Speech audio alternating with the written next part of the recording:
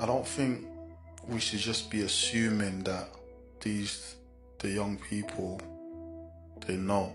We shouldn't just assume that they should know better just because of their age. Do you get what I'm saying? Or it's not right to just assume that they should know, thinking that, yeah, they've got a parent. You might even know their parents. You're just thinking, yeah, they got a parent, someone who's in their life, a guardian who's in their life, and I'm sure they speak to them.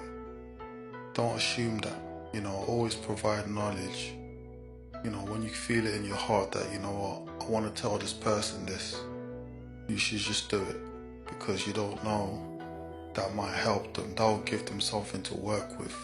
Later on in life, the Holy Spirit might reveal things to them, might take them back to what you said about them or what you was trying to tell them.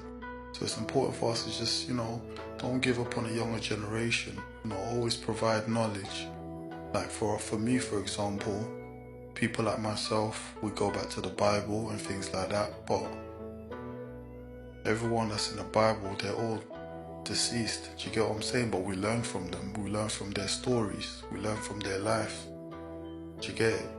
So it's very important that, because we're not always going to be here, so it's always important for us to always, spread knowledge with the younger generation, because they're most likely going to still be here when we're not, and they'll be able to have something, a foundation to lay, to go back to, that they can then share with other people as well. So it's just very important. And when you look at the Bible as well, there's so many times where God's telling his people that, look, make sure you teach these things to your children.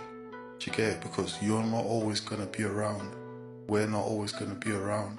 So it's important for us to share it with our children, and also with the younger people that we're seeing around, whether in public, whether it's on social media.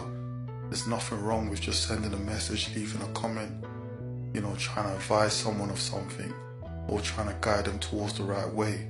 Yeah, they might not listen at that moment, but there's going to come a time where, in a way, that's how we play a part in each other's lives, by leaving footprints. You speaking to that person, the Holy Spirit's going to be able to use that, to convict them or to make them change their ways.